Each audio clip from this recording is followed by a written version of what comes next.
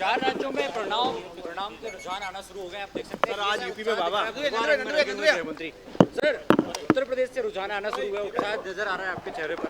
Sir क्या UP में बाबा उत्तर से पूरब और पूरब से उत्तर, चहुओर राष्ट्रवाद, सबका साथ, सबका विकास, सबका विश्वास और कांग्रेस सपा को वनवास। सर पंजाब मोदी जी, अमित शाह जी, नड्डा जी के नेतृत्व में विकास का परचम लहरा रहा है, भाजपा का परचम लहरा रहा है। कांग्रेस से सवाल उठे मध्य प्रदेश से, ट्वीट किया गया है कि युवाओं को मौका नहीं देगा तो इसका अंतिम मौका है। लक्ष्मण सिंह भी कह रहे हैं, लक्ष्मण सिंह कह रहे हैं कि दरबारियों को अगर रखोगे तो यही हाल होगा। नेतृत्व पे सवाल तो बहुत समय से उठा रहे हैं, पर इनकी सुनता कौन है। जो लोग कह रहे हैं कांग्रेस की, और यही कांग्रेस की दुर्गति का कारण है, ऐसा वो कह रहे हैं। पंजाब में किसानों को लेकर काफी आंदोलन भी करते थे, लेकिन जो हालात इस समय कांग्रेस की कहीं न कहीं नकार दिया है पूरे देश से कांग्रेस को नकारा गया है।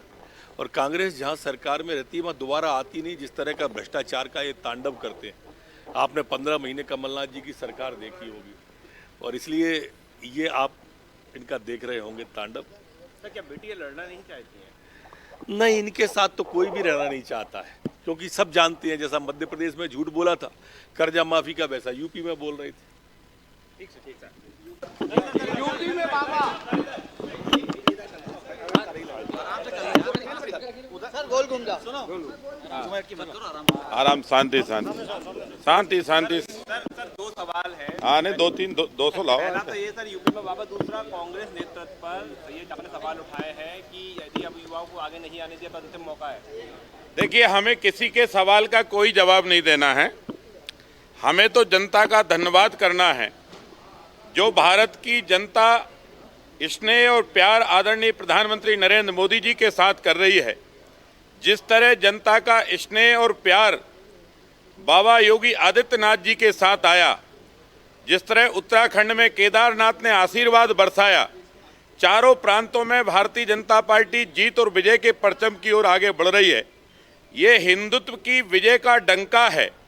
जो दुष्ट प्रवृत्ति के लोग थे और हिंदुत्व को कुचलकर, राष्ट्र धर्म को कुचलकर, देशभक्तों को कुचलकर, मंदिरों को तुड़वाकर, गौमाताओं की हत्या कराकर, साधु संतों की हत्या कराकर और अपराधी प्रवृत्ति का एक गठजोड़ तैयार कर रहे थे राजनीति में, उनको भारत की और उत्तर प्रदेश की, उत्तराखंड की, गोवा की, अन्य प्रदेशों की जनता ने मुंहतोड़ जवाब दिया है। कांग्रेस को समझ लेना चाहिए, सपा को समझ लेना चाहिए कि राम राज्य इस भारत की ओर आगे बढ़ रहा है। मैं एक बार और प्रधानमंत्री आदरणीय नरेंद्र मोदी जी को, आदरणीय अमित शाह जी को, राष्ट्रीय अध्यक्ष आदरणीय जेपी नड्डा साहब को और हिंदुत्व के परचम को उत्तर प्रदेश की धरती पर फहराने का जो पवित्र कार्य किया है आदरणीय योगी आदित्यनाथ महाराज जी को, सबको बधाई देता हूं। ये राम की जीत का जश्न पूरा देश मनाएगा, और जिनको केसरिया से नफरत थी वो भी होली में अब केसरिया रंग ही लगाएंगे। केसरिया झंडा लेकर आपकी रामधुन जारी रहेगी? रामधुन तो करना ही पड़ेगा। मैंने तो दिग्विजय सिंह जी से कहा कि सुधरो, रामधुन करो, और पूरी कांग्रेस को भी रामधुन करना पड़ेगा। जो नवाजे पढ़ने जाते थे वो भी राम मंदिर जाएंगे। शुरुआती रुझान है और अभी किसी के बारे में कुछ कहना ठीक नहीं है। रिजल्ट आ जाने दीजिए, और जब रिजल्ट आएगा फिर बाद में चर्चा करेंगे। समीक्षा की तो हमेशा ज़रूरत है, समीक्षा तो होती रहनी चाहिए। जहां कमी हो सुधार होना चाहिए। अब ये झूठ फरेब की राजनीति वर्तमान में देश प्रदेश में चल रही है, और स्वाभाविक रूप से लोगों को समझने में थोड़ा टाइम लगेगा, और कहीं न कहीं इसमें क्या मैनेजमेंट है, कुछ मिसिंग तो है। क्योंकि जिस तरह से बेरोजगारी, भ्रष्टाचार, महंगाई चरम सीमा पर है, कोरोना में, नोटबंदी में, जीएसटी में पूरी अर्थव्यवस्था चौपट हो गई, उसके बाद भी इस तरह का परिणाम आना कहीं न कहीं शंका प्रकट करता है। अब ये ईवीएम का है या और कौन सा मैनेजमेंट करते हैं, धनबल का उपयोग करते हैं, क्या करते हैं, ये चिंता का विषय है। इस पे सभी राजनीतिक दलों को विचार विमर्श करना चाहिए, या तो इस चुनाव का बहिष्कार करना चाहिए, आने वाले जो भी चुनाव हो उसमें सबको मिलकर बहिष्कार करना चाहिए, क्योंकि कहीं न कहीं ये षड्यंत्र है। जिस तरह से पूरे देश में और खासकर उत्तर प्रदेश में, पंजाब, हर राज्यों में जिस तरह की नाराजगी नज़र आ रही थी और उसके बाद जिस तरह के रुझान आ रहे हैं, कहीं न कहीं इसमें कुछ न कुछ खोट है। दरबारी रहेंगे कांग्रेस में, तब तक कांग्रेस का यही हाल है। देखिए, उनने क्या कहा मुझे नहीं जानकारी है, उनके अपने व्यक्तिगत विचार हो सकते हैं, उनके अपने मिसमैनेजमेंट। हम बात कर रहे हैं मिसमैनेजमेंट। कांग्रेस पार्टी लगातार देश की जो वर्तमान परिस्थिति है, जिस तरह के संकट है, उस पर हमारे नेता लगातार आवाज़ बुलंद कर रहे हैं और हम समझते हैं कि किसी प्रकार की कोई कमी नहीं है। कहीं न कहीं जो मिसमैनेजमेंट की हम बात कर रहे हैं, सत्ताधारी लोग क्या मिसमैनेजमेंट कर रहे हैं, क्या साठगांठ कर रहे हैं, कैसे रिजल्ट को बदलने की कोशिश कर रहे हैं, इस पे चिंता का विषय है, इस पे एनालिसिस करने की आवश्यकता है।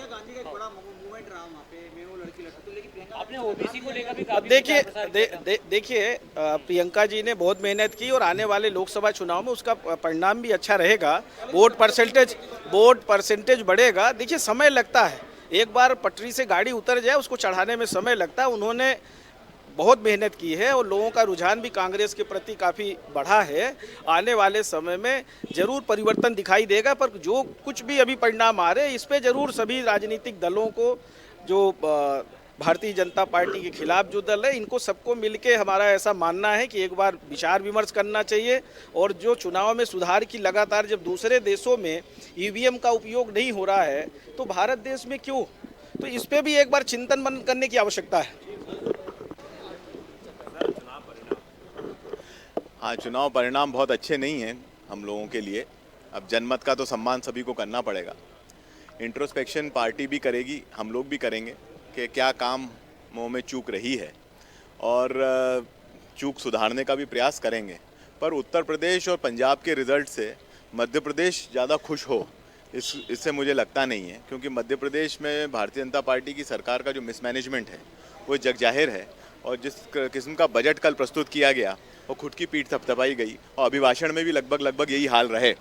कोरोना काल में आप ही बता दें कि क्या लोगों को बिस्तर मिले अस्पतालों में, क्या लोगों को ऑक्सीजन सिलेंडर मिले, भटकना नहीं पड़ा क्या? परेशान हुई जनता मध्य प्रदेश की। और गवर्नमेंट अब राज्यपाल के अभिभाषण में ये कह रही है कि हमने बहुत अच्छा काम किया, इससे ज़्यादा दुर्भाग्यपूर्ण कुछ नहीं हो सकता।